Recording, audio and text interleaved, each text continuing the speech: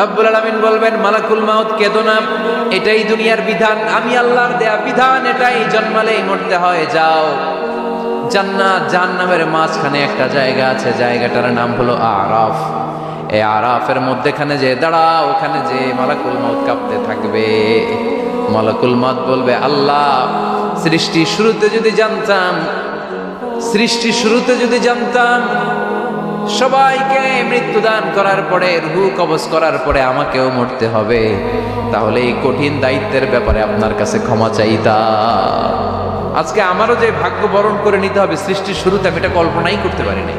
আল্লাহ বলবেন, no talk, মুত ইয়া মালাকাল মাউত, মরে যা, মরে যাও। বলার সাথে সাথে মালাকুল মাউত এক বিকট চিৎকার হাঁকিয়ে মরে যাবে।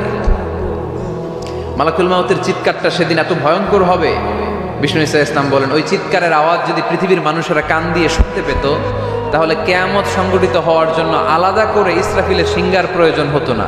ওই চিৎকারের আওয়াজে প্রতিটা মানুষ কানের পর্দা ফেটে ওই জায়গায় লাশ হয়ে পড়ে যেত। এবার ডানে বায়ে সামনে পেছনে উপরে নিচে কেউ নাই, একজন ছাড়া। জোরে বলতে হবে, তিনি কে? আল্লাহ তখন পৃথিবীকে একটা ডাক দিবেন, বলবেন, ইয়া দুনিয়া আইনা আনহারুকি, এই পৃথিবী তোর নদীগুলো কোথায়? ইয়া দুনিয়া আইনা আশজারুকি, এই পৃথিবী তোর গাছগুলো কোথায়? বটতলা। ইয়া দুনিয়া আইনাল জিবাল, তোর বড় বড় মাউন্ট এভারেস্ট পাহাড়, আলাস্কা পর্বতমালা, আলপস পর্বতমালা, এগুলো কোথায়? তুর পাহাড় আজকে কোথায়? ইয়া দুনিয়া আইনাল মুলুক, রাজা বাদশারা কোথায়, যারা ক্ষমতার দাপটে পা জমিনে ফেলতে চাইতো না?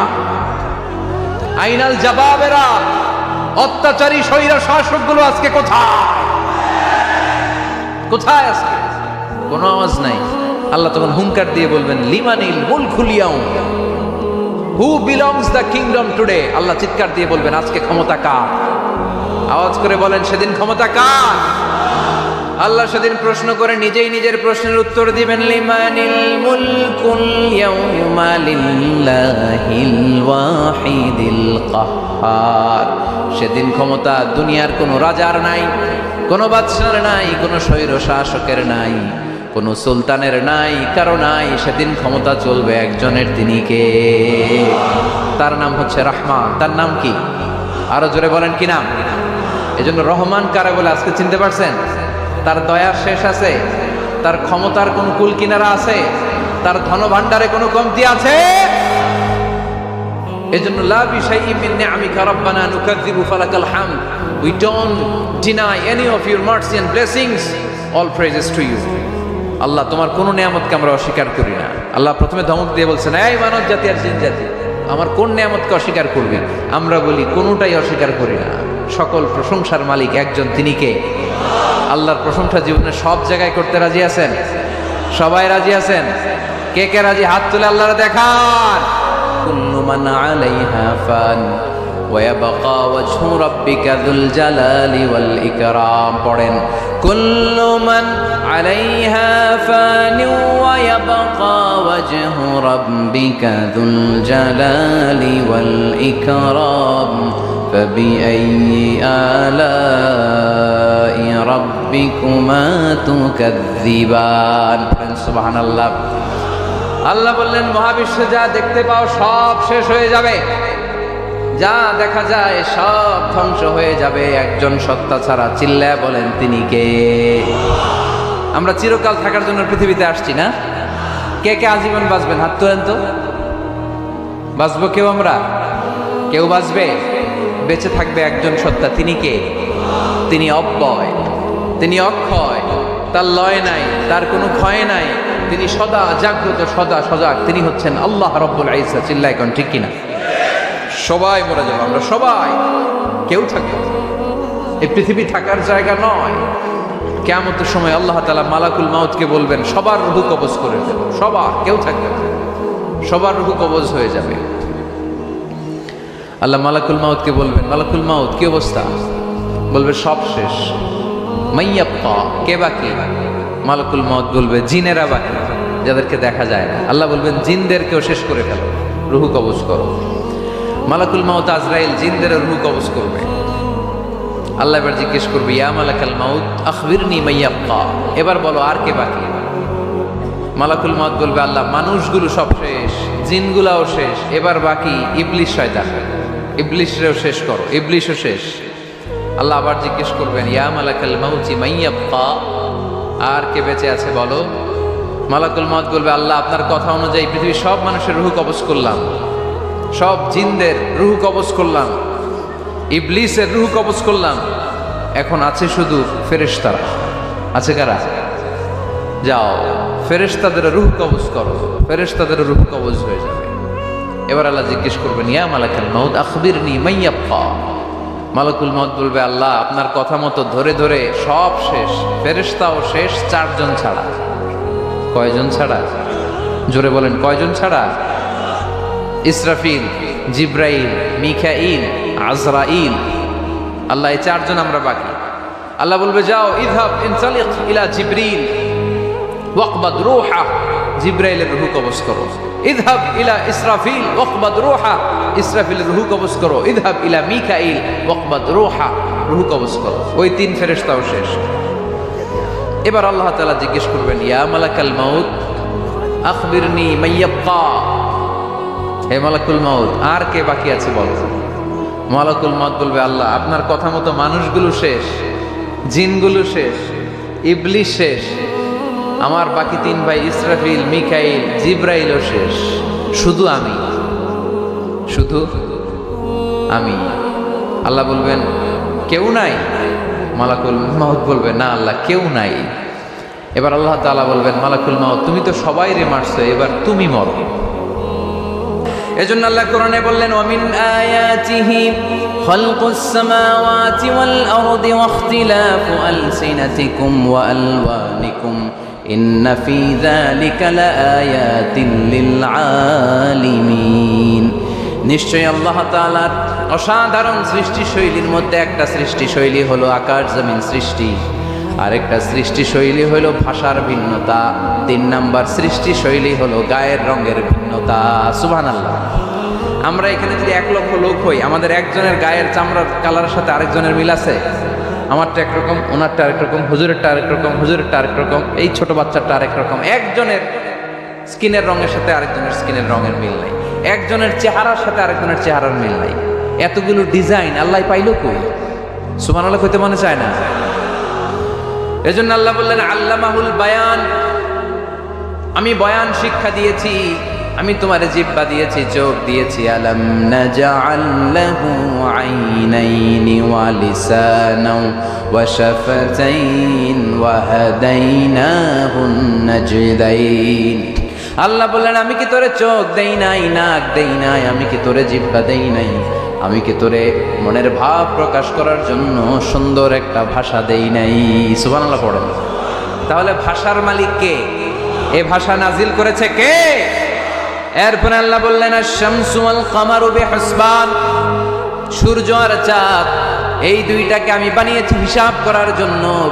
এগুলা নিজ নিজ হিসাবে চলে, কেউ কারো গায়ে ধাক্কা লাগে না। জীবনে কোনোদিন শুনেছেন নাকি চন্দ্রের সাথে সূর্যের ধাক্কা? চন্দ্রের সাথে সূর্যের ধাক্কা লাগে 15 জন নিহত, শুনছেন কোনোদিন? লাশ-শামসু ইয়ানবাগী লাহা আন তুদরিকাল কামারা ওয়ালাল লাইলু সাবিকুন নাহার ওয়া কুল্লুন ফি ফালাকিন ইয়াসবাহুন। প্রবল জ্ঞানী হইবে যাহারা, আপন জ্ঞানেতে বুঝিবে তাহারা। রাত্রি পারে না আগে যাইবার, দিনের স্থান করে অধিকার। সূর্য লাগে না চন্দ্রের গায়েতে, চন্দ্র বাঁধে না সূর্যের গায়েতে। যে যাহার স্থান দখল করিয়া ঘুরিতেছে আপন প্রভুকে ডরিয়া। ঠিক কিনা? আকাশ জমিনে চন্দ্র সূর্য একটা সত্তারে ডরায়, চিল্লায় বলতে হবে তিনি কে? আবার আল্লাহ বললেন, وجعل القمر فيهن نورا وجعل الشمس سراجا। রব্বুল আলামিন চাঁদকে বানিয়েছেন দ্যুতি স্বরূপ, সূর্যকে বানিয়েছেন জ্যোতি স্বরূপ। চাঁদের আলোর মধ্যে তেজ নাই, আছে, কিন্তু সূর্যের আলোতে তেজ আছে না নাই? চাঁদকে আল্লাহ অনেকটা বানিয়েছেন ডিম লাইটের মতো। কি লাইট? ময়মনসিংহে নাই না? ডিম লাইটে খুব গরম লাগে না? কোনো গরম লাগে? বরং আরাম লাগে, তাই না? কি সুন্দর ডিম লাইট, তো চাঁদ হচ্ছে ডিম লাইট। ডিম লাইট মিটি মিটি জ্বলে, এটা আকাশে টাঙিয়ে দেওয়া প্রাকৃতিক ক্যালেন্ডার, তাই না? কারণ এই ক্যালেন্ডার দেখে দেখে যেমনি আমরা কাজ করি, তেমনি চাঁদ দেখে আমরা রোজা রাখি, চাঁদ দেখে আমরা ঈদ করি, চাঁদ দেখে শরীয়তের সব কার্যক্রমগুলো পরিচালনা করি। চিল্লা এখন ঠিক কিনা? এই জন্য বিশ্বনবী বললেন সুমু লিরুইয়াতিহি ওয়া আফতিরু লিরুইয়াতিহি, চাঁদ দেখে তোমরা রোজা রাখো, আবার চাঁদ দেখে রোজা ভাঙো। চাঁদের পালকিতে চড়িয়ে ঈদকে আমাদের জন্য নাজিল করে কে?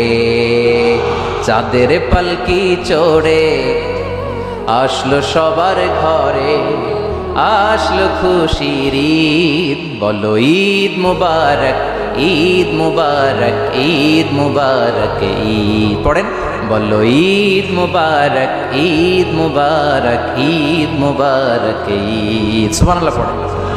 এজন্য আল্লাহ বললেন আশ-শামসু ওয়াল কামারু বিহিসবান, চাঁদ সূর্য তাদের নিয়ম মেনে চলে, এটা দেখে আমরা হিসাব করি। ওয়ান নাজমু ওয়াশ-শাজারু ইয়াসজুদান, বৃক্ষলতা তারকারাজি সব কিছু একটা সত্তারে সিজদা দেয়, তিনি কে? কিন্তু আমরা দেখি না। আমরা দেখি তারা যে আল্লাহরে সিজদা দিল, কে কে দেখছেন? গাছ যে আল্লাহকে সিজদা দেয়, কে কে দেখছেন? দেখি নাই, কারণ আমাদের ওই চোখ তো নাই। ওই চোখ থাকলে ঠিকই দেখা যেত, ঠিক কি না? অস্ট্রেলিয়ায় একটা শহর আছে নাম সিডনি, কি নাম? সিডনিতে একটা জঙ্গল আছে, ওই জঙ্গলে একটা গাছ to the right sense of to the direction of কেবলা, কেবলামুখী হয়ে একটা গাছ মানুষের মতো রুকু করে আছে কেবলামুখী হয়ে। পত্রপত্রিকায় ক্যালেন্ডারের মধ্যে ছবিটা আছে না নাই? তার মানে গাছপালা আল্লাহকে সিজদা করে কি করে না? পাখিগুলো আল্লাহর জিকির করে কি করে না? নদীগুলো আল্লাহর তাসবিহ পড়ে কি পড়ে না? ওয়া ইম মিন শাইইন ইল্লা ইউসাব্বিহু বিহামদিহি ওয়ালাকিন লা তাফকাহুনা তাসবিহাহুম, আল্লাহ বললেন গোটা দুনিয়ায় যা তোমরা দেখতে পাও সব কিছু জিকির করে একজনের, তিনি কে? ওয়ালাকিন লা তাফকাহুনা তাসবিহাহুম, কিন্তু এই তাসবিহর ভাষা তোমরা বোঝো না। প্রত্যেকটা প্রাণীর জিকিরের আলাদা ভাষা আছে না নাই? পাখিরা যায় উড়ে যায় আকাশের ওই নীলিমায়, নদীরা যায় ছুটে যায় সাগরের ওই মোহনায়। পাখ পাখালি আর সাগর নদী, পাখ পাখালি আর সাগর নদী, কার গুণগান গায়? আল্লাহু আল্লাহ, আল্লাহু আল্লাহ, আল্লাহর গুণগান গায়। সবাই পড়েন আল্লাহু আল্লাহ, আল্লাহু আল্লাহ, আল্লাহর গুণগান গায়। চিল্লায় পড়েন আল্লাহু আকবার।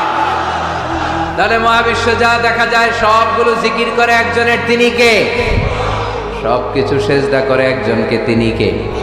এই সেজদার জন্য কিয়ামতের দিন আল্লাহ আমাদেরকে আদেশ দিবে, বলবেন সেজদা দে, সেজদা দিয়ে আমারে দেখা। আপনারা উঠা বসা শুরু করলেন কেন? আসরের সালাত আমরা পড়বো না, 4টায় আজান হবে, তো এখনো তো আমার ঘড়িতে 10 মিনিট বাকি, উঠলেন কেন? হ্যাঁ, বিশৃঙ্খলায় খুব শ্রেষ্ঠ আপনারা। বসেন বসেন, 4:45 না? আজকের এই প্রোগ্রামের জন্য 4টায় দেওয়া হবে, আমাকে বলা হবে। জি ইনশাল্লাহ, আর 10 মিনিট বসেন। তো এই জন্য কিয়ামতের দিন আল্লাহ তাআলা আমাদেরকে আদেশ করবেন সেজদা দাও। ইয়াউমা ইউকশাফু আন সাকি ওয়া ইউদআউনা ইলা সুজুদি ফালা ইস্তাতিউন, বলবে সেজদা দাও। আমরা যারা সেজদা দিয়েছি আমরা আল্লাহু আকবার বলে সেজদা দিয়ে আল্লাহর দেখায় দেব, কোন সুবহানাল্লাহ। কিন্তু দুনিয়ায় যারা সেজদা দেয় নাই, মসজিদে যায় নাই, সেজদাকারীদের সাথে আন্দোলনে শরীক হয় নাই, তাদের পিঠটারে লোহার পিঠের মতো বানিয়ে দিবে কে? তারা চাইলেও পিঠটারে বাঁকা করতে পারবে? এজন্য আল্লাহ বললেন ওয়ান-নাজমু ওয়াশ-শাজারু ইয়াসজুদান, তারকারাজি বৃক্ষরাজি একজন সত্তারে সিজদা করে, তিনি কে?